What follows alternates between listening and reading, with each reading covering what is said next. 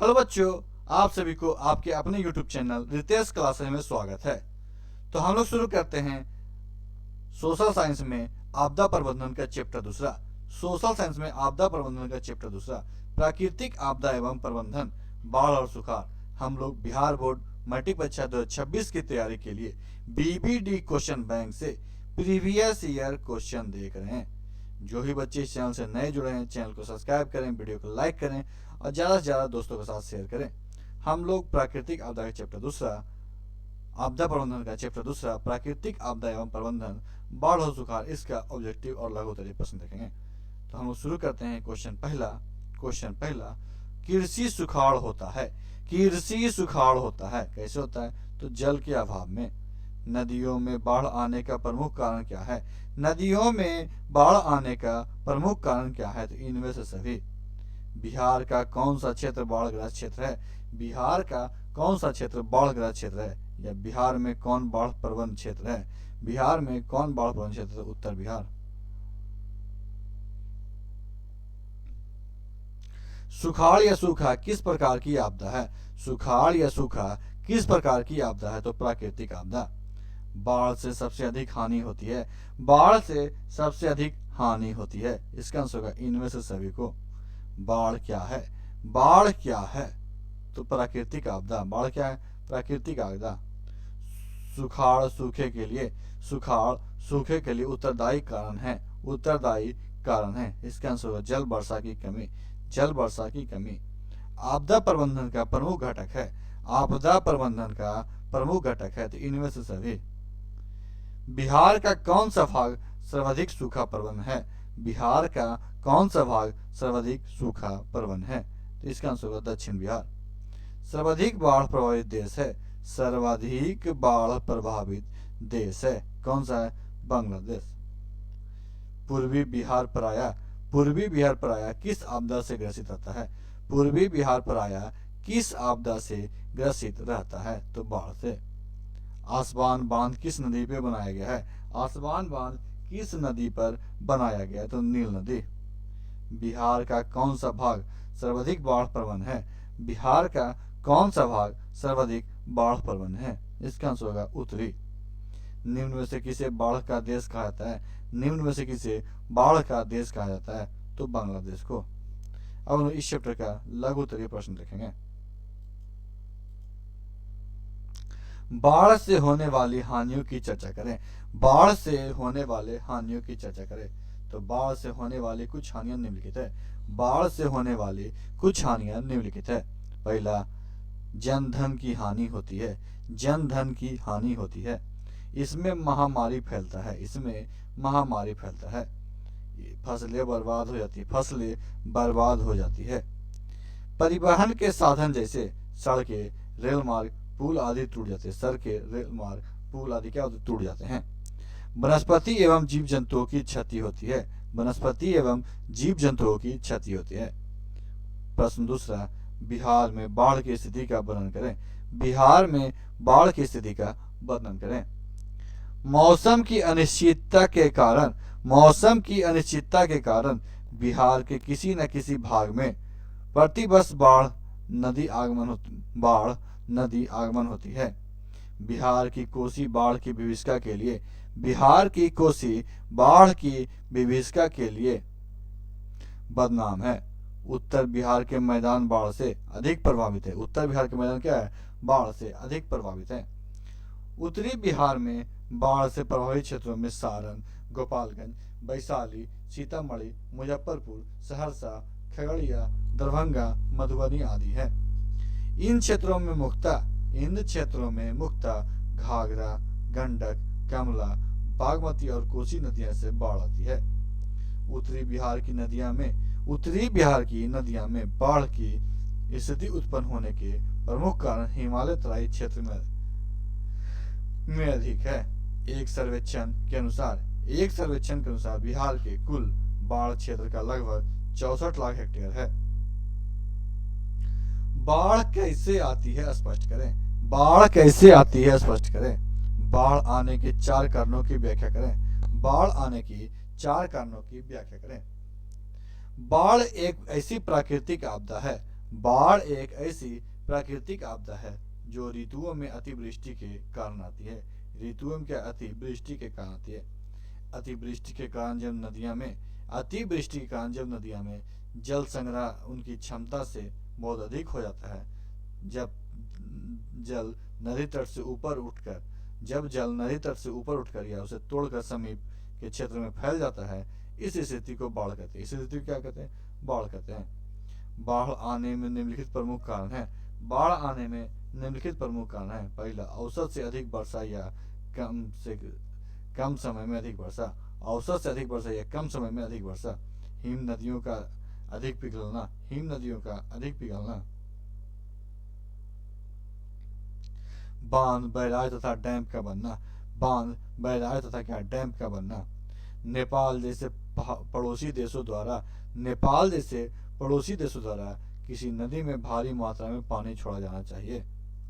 बाढ़ से सुरक्षा हेतु बाढ़ से सुरक्षा हेतु अपनाई जाने वाली सावधानियों को लिखें।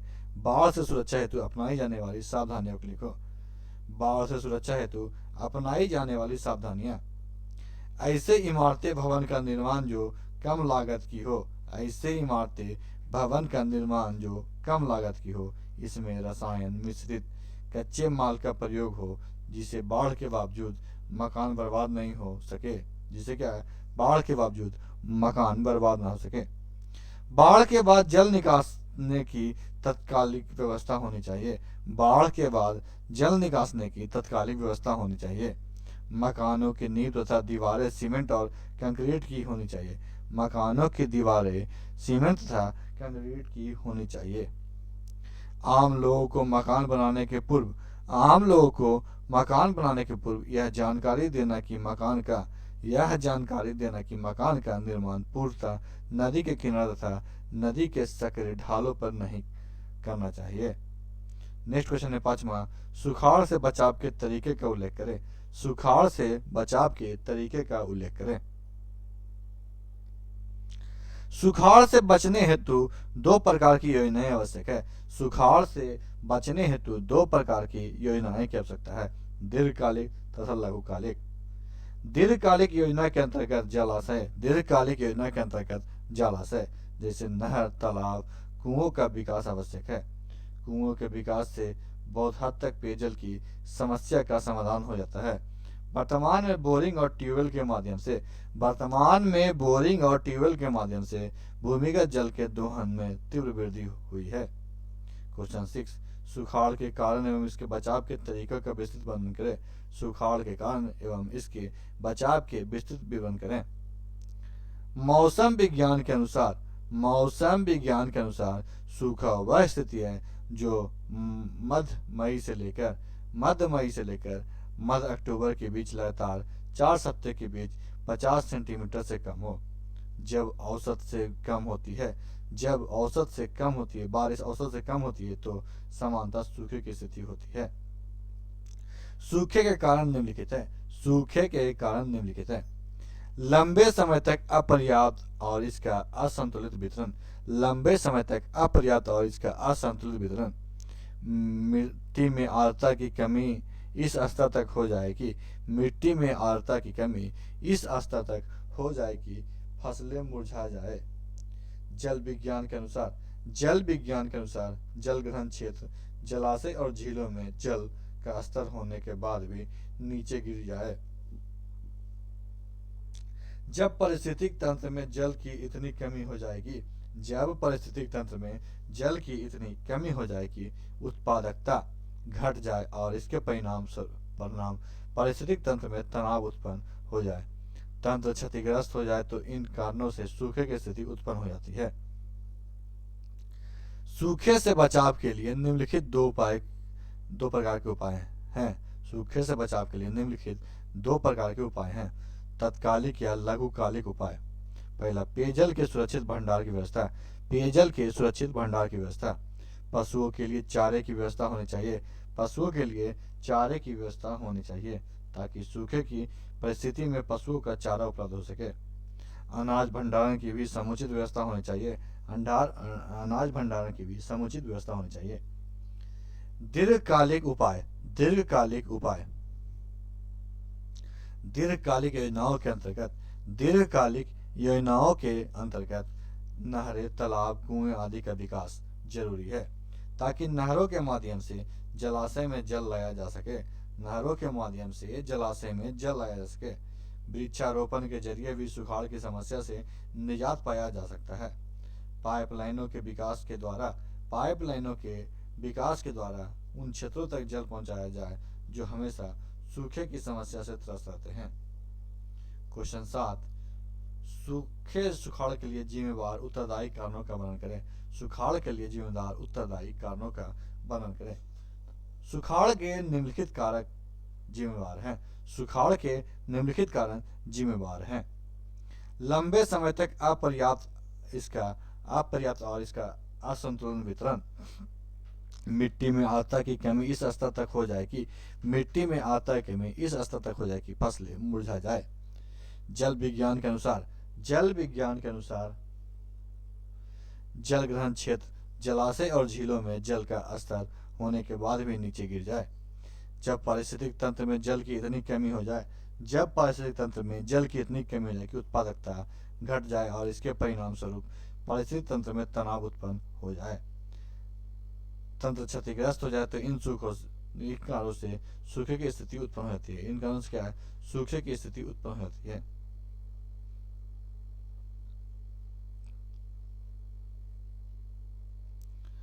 सुखाड़ की अवधि में मिट्टी की नमी बनाए रखने के लिए आप क्या करेंगे? सुखाड़ की अवधि में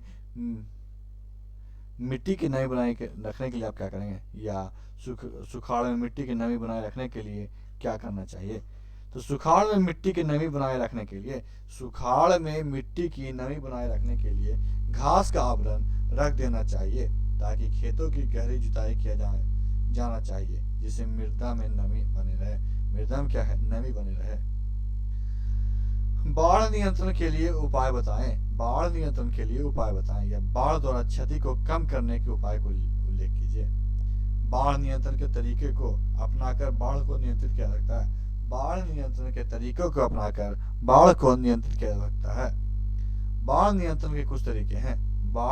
के कुछ तरीके हैं। नदियों पर बांध बनाकर,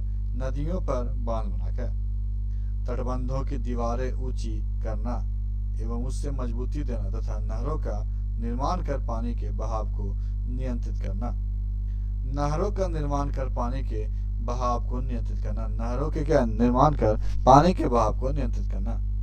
जल के विभिन्न उपयोग जैसे सिंचाई, पनबिजली, जल संवर्धन, मत्स्य पालन, बहुउद्देशीय प्रोजेक्ट इत्यादि का समेकित विकास इस प्रकार किया जाए कि बाढ़ वाले इलाके की भूमि का उपयोग कृषि एवं अन्य कार्यों के लिए सही ढंग से हो सके। सूखे को परिभाषित कीजिए। मौसम विज्ञान के अनुसार सुखाड़ या सूखा वह स्थिति है जो मध्य मई से लेकर अक्टूबर के बीच लगातार 4 सप्ताह के बीच 50 सेंटीमीटर से कम हो।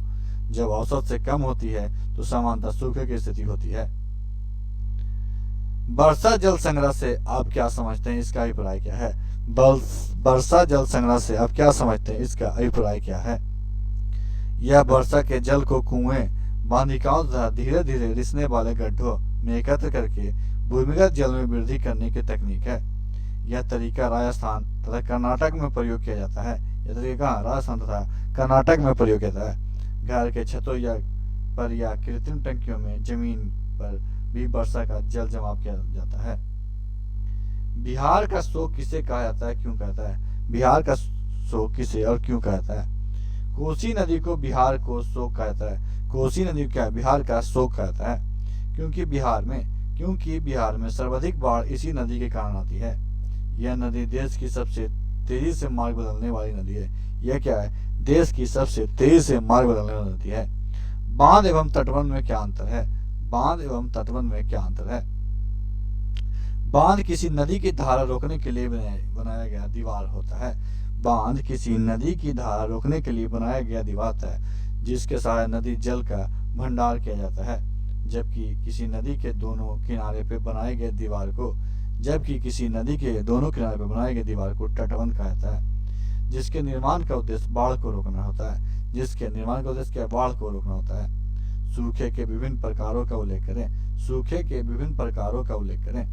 मौसम संबंधी सूखा, जल विज्ञान संबंधी सूखा, कृषि सूखा। भारत के कृषि आयोग के अनुसार सूखे के प्रकार हैं। मौसम संबंधी सूखा तब होता है जब एक क्षेत्र में समान वर्षा 10% से अधिक या काफी कम हो जाती है। तो आज की वीडियो में समाप्त करते हैं। नेक्स्ट वीडियो में हम लोग प्राकृतिक आपदा एवं भूकंप प्रबंधन, भूकंप एवं सुनामी के बारे में पढ़ेंगे। तो आज की वीडियो में समाप्त करते हैं। वीडियो अच्छा वीडियो को लाइक कीजिएगा, दूसरों को शेयर कीजिएगा और हमारे चैनल को सब्सक्राइब कीजिएगा। वीडियो देखने के लिए आपका धन्यवाद।